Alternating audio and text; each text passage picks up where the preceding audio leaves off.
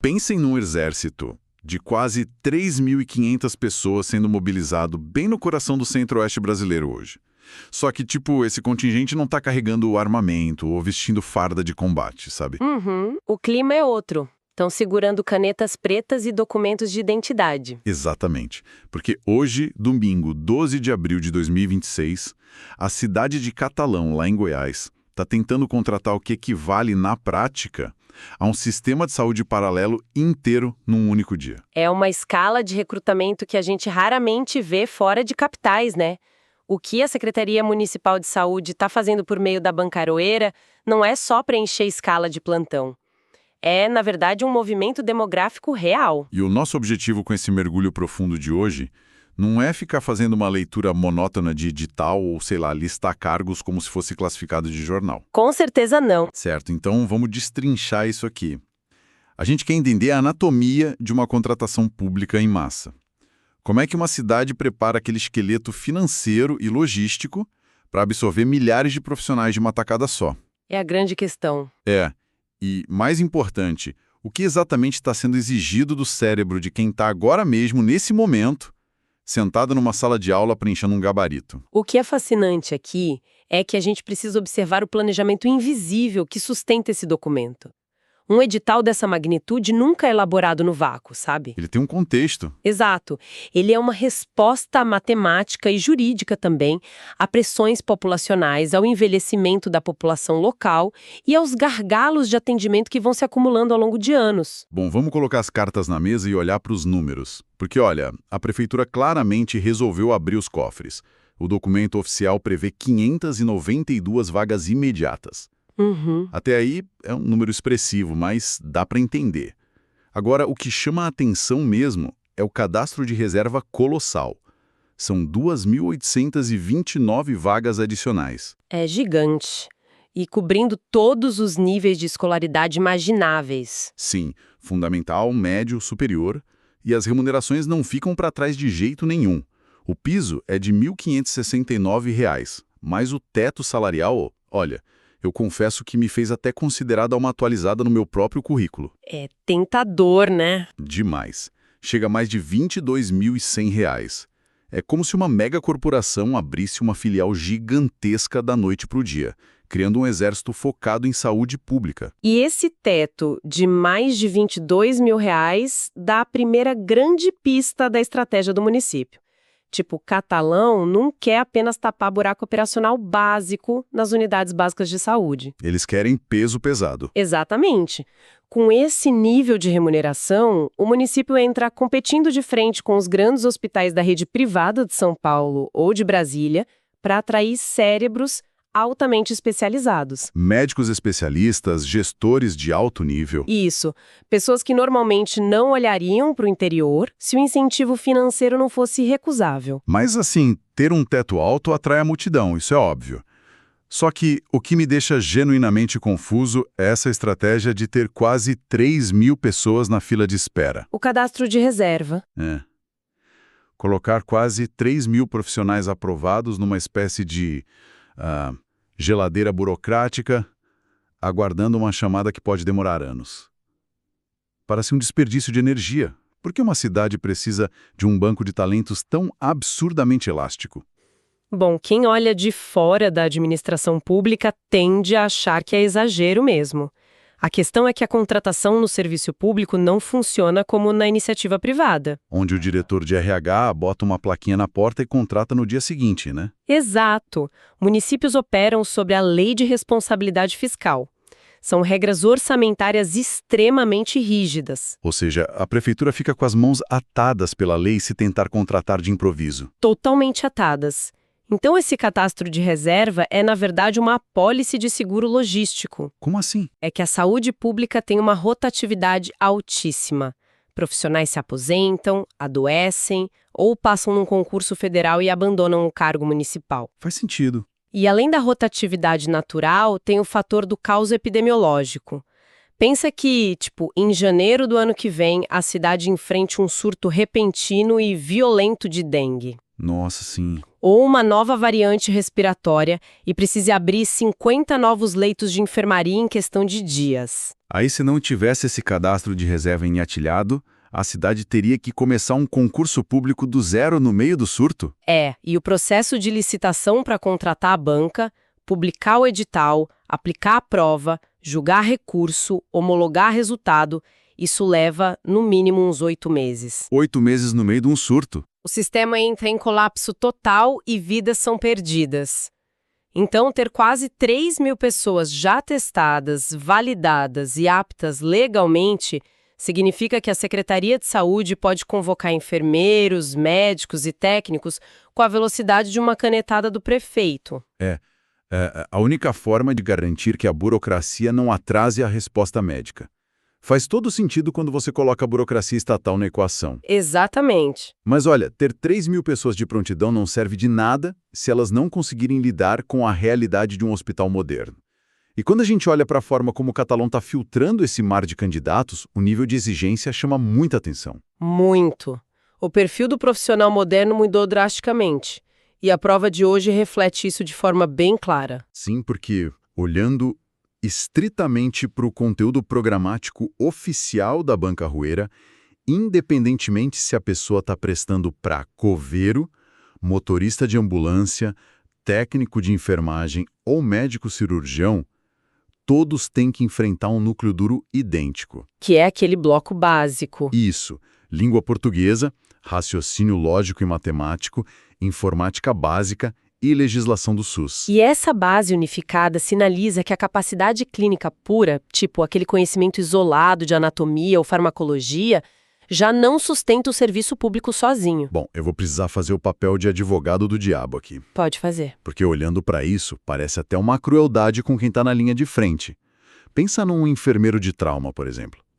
O cara da emergência. É o profissional que lida com ferimento à bala, acidente de trânsito, fazendo massagem cardíaca. O trabalho é completamente visceral. Aí, por que a vaga desse profissional tem que ser decidida pela capacidade dele de resolver um problema de raciocínio lógico ou de saber atalho no teclado em informática básica? Parece desconectado. Não seria muito mais inteligente a prova focar só na parte técnica de salvar vidas? Essa objeção faz muito sentido num primeiro olhar. Mas ela ignora o mecanismo de como a saúde pública realmente opera hoje. A saúde pública deixou de ser um arquipélago de consultórios isolados, sabe? Para virar o quê? Virou um ecossistema gerido por dados contínuos. Vamos pegar a informática básica que você mencionou. A gente não está falando de formatar um texto bonitinho num processador de palavras. Certo. A gente está falando de interoperabilidade. Como assim? Na prática da linha de frente, dá um exemplo. Imagina um paciente que dá entrada no pronto-socorro do Hospital Central, inconsciente depois de um acidente grave. O único dado que a equipe tem é o CPF dele. Ok, uma situação super comum de urgência. Aí, se há 3 anos o técnico do posto de saúde lá do bairro dele não soubesse operar o sistema de prontuário eletrônico municipal direito Ixi.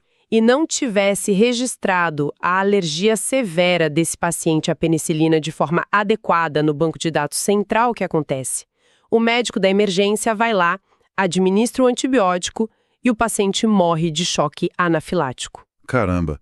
Quer dizer, a falha tecnológica lá na base da pirâmide quebra toda a corrente de informação e vira um erro médico fatal no topo. Exato. A informática é, hoje, o sistema nervoso da saúde municipal. A ignorância digital de um único servidor pode ser literalmente letal. E o raciocínio lógico matemático, porque eu acho que não é para o médico calcular a hipotenusa da rampa do hospital, né? Não, longe disso. O raciocínio lógico focado em provas de saúde testa a capacidade do cérebro de trabalhar com proporções, deduções rápidas e sequências sob muita pressão. Pressão do plantão. Na prática clínica, isso se traduz na prevenção primária de erros de medicação. Num plantão de 12 horas, tipo às 3 da manhã, com alarme de monitor cardíaco apitando sem parar, Aquele caos. o profissional precisa calcular diluições bem complexas em frações de segundo. A diferença entre aplicar miligramas ou microgramas de adrenalina requer um cérebro que está treinado em lógica matemática rigorosa. Não tem margem para falha de proporção ali. Entendi.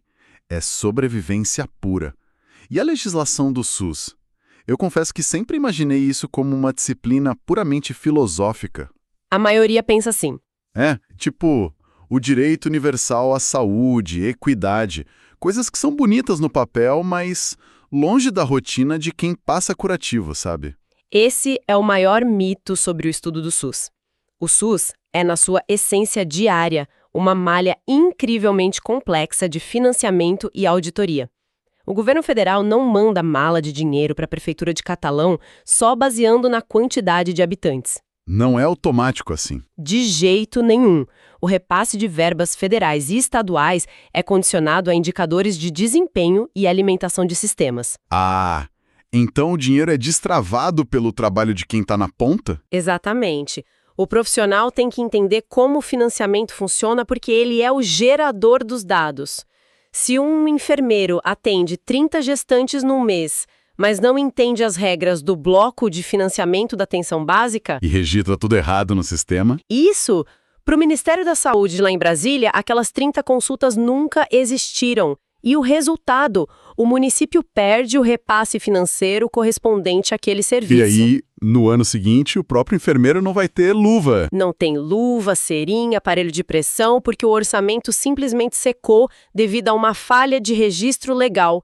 O profissional moderno precisa ser um administrador de seu próprio setor. Cara, é como se o conhecimento clínico e técnico fosse o motor de um avião, né? Boa analogia. É o que gera a força, a potência. Mas o raciocínio lógico, a informática e a legislação do SUS são os instrumentos de navegação no painel. Tipo, você pode ter o motor mais potente do mundo, mas se não souber ler o radar, interpretar consumo de combustível e falar com a torre de controle pelos sistemas, o avião vai cair assim que entrar numa nuvem de neblina burocrática. Perfeito. E a neblina burocrática da máquina pública não perdoa erros. Pensando na carga cognitiva de quem está prestando esse concurso agora, é assustador. A pessoa precisa dominar as minúcias das leis complementares de financiamento público, saltar para resolver problema de lógica proporcional, provar que sabe operar banco de dados. Para só depois mergulhar na profundidade técnica da própria especialidade. Exato. O volume de informação é tão massacrante que simplesmente ler o edital de ponta a ponta e ficar sublinhando a apostila de papel não vai funcionar de jeito nenhum. Exige uma inteligência de preparação completamente diferente, né? O acúmulo passivo de leitura não sobrevive a uma prova objetiva moderna. O cérebro não consegue recuperar esse volume de diretrizes tão diferentes sob estresse se não tiver sido testado exaustivamente antes. É sobre colocar o conhecimento à prova antes do dia oficial. E é por isso que, se você é estudante e quer se preparar de verdade, entra agora em medcob.com.br, baixa o app e aproveita o maior banco de questões do Brasil, com provas anteriores de todas as instituições, questões comentadas, resumos práticos, aulas completas e flashcards prontos para revisar onde quiser. É bem por aí. Quando a gente aplica essa necessidade de recuperação ativa da informação para o coração clínico do edital, as disciplinas específicas ganham uma dimensão muito mais realista, sabe? As específicas separam quem realmente está pronto. Sim. E o documento detalha uma malha gigantesca de especialidades: biomedicina, psicologia, odontologia, serviço social, fisioterapia, nutrição. Mas para a gente entender o termômetro das prioridades de Catalão, o foco dado ao bloco de enfermagem é o mais revelador. Eu li essa parte. O edital divide esse conhecimento em grandes pilares: saúde do adulto, ética e gestão, urgência e emergência e epidemiologia e imunização. Isso mesmo. E olha, eu achei a divisão quase esquizofrênica. Por quê? Porque você tem urgência e emergência lado a lado com ética e gestão. Para mim, parecem perfis profissionais completamente opostos, tipo água e óleo. A urgência é o caos, é o trauma, o sangue, a necessidade visceral de tomar uma decisão em 2 segundos para manter um coração batendo. A adrenalina pura. Já a ética e a gestão remetem a processos mais lentos, sabe? Auditoria, preenchimento de formulário chato, controle de estoque, reunião de comitê. Como é que essas duas realidades são cobradas da mesma pessoa na mesma prova? É que essa aparente contradição é exatamente o que define o profissional de excelência que o município de Catalão quer selecionar. Se você jogar a gestão para o escanteio e focar só na emergência, a estrutura desmorona. Desmorona como? A excelência técnica na hora da urgência depende de forma absoluta das decisões burocráticas tomadas dias antes pela equipe de gestão. Tipo usando a minha analogia da aviação de novo. O médico ou enfermeiro da urgência seria o piloto tentando estabilizar o avião no meio de uma tempestade violenta. É por habilidade e reflexo. Perfeito. Mas a gestão seria o controle de tráfego aéreo e a equipe de mecânicos lá no solo. Se a gestão falhou e não abasteceu o avião corretamente antes da decolagem, a habilidade do piloto não importa mais. Não adianta nada. O avião vai cair por falta de combustível, não por falta de perícia do piloto no manche. Uma leitura super precisa do cenário hospitalar. Pensa, por exemplo, num acidente envolvendo um ônibus na rodovia próxima a Catalão. Chegam 20 vítimas simultaneamente em estado crítico no pronto-socorro. Um pesadelo logístico. O conhecimento de urgência daquele enfermeiro indica exatamente os acessos venosos profundos, as manobras de reanimação, o uso de desfibrilador. Mas se a gestão daquela unidade falhou e não manteve o estoque de adrenalina, Acabou. ou se a manutenção preventiva do desfibrilador estava atrasada e o equipamento simplesmente não liga, aí as vidas são perdidas não por incompetência médica, mas por colapso logístico. A gestão garante que o palco esteja montado para que a urgência faça o show dela. E onde que entra a ética? No meio desse caos todo de um acidente de ônibus. A ética não é aquele debate teórico de sala de aula de faculdade, sabe? Ela é a ferramenta prática de alocação de recursos durante o caos. Nessa mesma situação de múltiplas vítimas, a unidade pode ter apenas 3 leitos de UTI disponíveis, mas 4 pacientes precisando deles imediatamente. Nossa, e quem decide quem sobe para a UTI e quem fica na sala de estabilização? É o rigor ético, traduzido em protocolos de triagem internacionais aprovados pela gestão, é isso que vai ditar essa escolha dificílima. Não se pode tomar decisões de vida ou morte com base em quem gritou mais alto no corredor. Ou de forma aleatória, né? Exato. A ética transforma aquele pânico inicial da emergência numa resposta estruturada, justa e baseada em evidências científicas. Sem ética e sem gestão, o pronto-socorro vira só uma tragédia sem liderança. Isso lança uma luz totalmente diferente sobre a dificuldade da prova e também sobre o peso do outro grande bloco que o edital destacou para a enfermagem, epidemiologia e imunização, que, bom, acho que a percepção de todo mundo sobre esse tema mudou radicalmente nos últimos anos. Com certeza. O controle epidemiológico municipal passou de um setor meio esquecido que operava lá nos bastidores da burocracia para se tornar a linha de defesa principal do país. A pandemia ensinou isso da pior forma. Ensinou que as crises sanitárias globais não são resolvidas em gabinetes ministeriais. Elas são interceptadas e contidas primeiro na unidade básica de saúde do bairro. É a diferença entre tentar apagar um incêndio na floresta inteira ou conseguir pisar na faísca antes que o vento espalhe tudo, né? O trabalho do setor de epidemiologia é rastrear padrões antes que eles virem estatísticas trágicas. Quando os profissionais lá analisam os dados e percebem que, numa semana houve um aumento de 20% em quadros de febre atípica em 3 bairros específicos de Catalão. Eles já acendem um alerta. Eles não estão tratando apenas os indivíduos mais, eles estão enxergando a população inteira como um organismo único. E a partir daí, eles já acionam bloqueios vacinais, mapeamento de mosquitos vetores, campanhas de contenção no município. O profissional que domina a epidemiologia não fica esperando o paciente chegar grave na UTI. Ele altera o comportamento da cidade para que o paciente sequer precise da UTI. Exato. É medicina preventiva em grande escala. Bom, o que nos leva de volta ao começo da nossa análise, com uma visão muito mais ampla do que está em jogo hoje. Vamos tentar juntar todas essas peças que a gente destrinchou. A gente começou olhando para os números brutos e superlativos do edital, né? Os grandes números. Mais de 3.400 vagas totais, salários que ultrapassam a barreira de R$22 mil.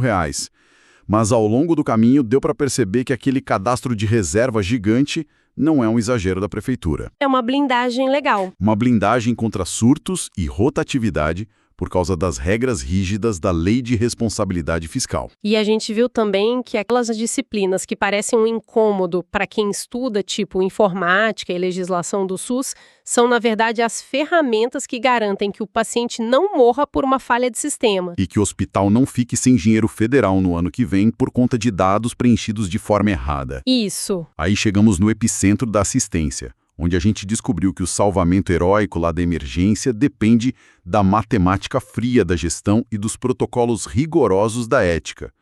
Enquanto isso, a vigilância epidemiológica protege o município inteiro como se fosse um escudo invisível. O que está acontecendo nas salas de aula lá da Bancaroeira hoje, em Catalão, não é só uma simples distribuição de emprego público. Estão projetando, no papel e na prova, uma máquina bem complexa de cuidado e preservação da vida. Mas sabe, tem um último aspecto, uma consequência que acho que não é intencional de tudo isso, que eu quero colocar na mesa para o pessoal que está acompanhando refletir. O impacto invisível que o edital não descreve em lugar nenhum. Exatamente. Quando a gente foca tão intensamente nas manobras de saúde, na epidemiologia, na gestão hospitalar, a gente acaba deixando de notar o verdadeiro terremoto econômico que um evento desses causa. Econômico? Pense no que acontece quando mais de 500 profissionais de diversas áreas, e muitos vindo de outras cidades, desembarcam e consolidam a vida financeira deles num município do tamanho de Catalão de uma vez só. E detalhe, com estabilidade garantida e ganhando salários altíssimos. O efeito multiplicador na economia local é agressivo no bom sentido. O dinheiro pago através da folha salarial da prefeitura não evapora, né? Ele circula imediatamente pelas artérias da cidade. Na prática, um programa de aceleração de produto interno bruto disfarçado de concurso de saúde.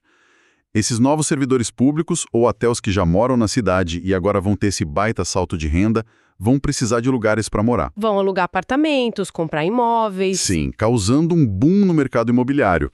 Eles vão matricular os filhos nas escolas particulares da região, vão comprar carro em concessionária local, vão jantar nos restaurantes de Catalão no final de semana. Vão impulsionar o setor de serviços inteiro, desde oficina mecânica até clínica de estética. E a estabilidade do serviço público municipal, especialmente quando acontece numa escala dessas, gera uma confiança massiva no comércio local. De consumidores com alto poder aquisitivo instalado ali. É um ciclo de prosperidade muito real. O serviço público, que muitas vezes é criticado por, apenas gerar despesa, nesse caso se revela como o maior motor financeiro e desenvolvimentista daquela região do Centro-Oeste nesse momento. É fascinante ver a saúde impulsionando a economia assim. A contratação dessa infraestrutura humana não salva apenas a vida de quem chega infartado no pronto-socorro. Ela também garante o emprego do garçom, do corretor de imóveis e da professora do bairro. É a verdadeira essência da complexidade de gerir uma cidade. Todas as engrenagens da saúde, a economia, estão profundamente conectadas por uma mesma força motriz que é o capital humano. É uma perspectiva bem poderosa. Porque, o concreto, o aço e os guindastes constroem as paredes dos hospitais e desenham o horizonte de uma cidade, sabe? São coisas tangíveis, impressionantes de ver. Mas não funcionam sozinhas. Exato. A fundação mais duradoura, complexa e transformadora de Catalão ou de qualquer outro município sempre vai ser feita de pessoas. E milhares delas estão, neste exato momento, debruçadas sobre uma prova, provando que tem o cérebro necessário para carregar toda essa estrutura.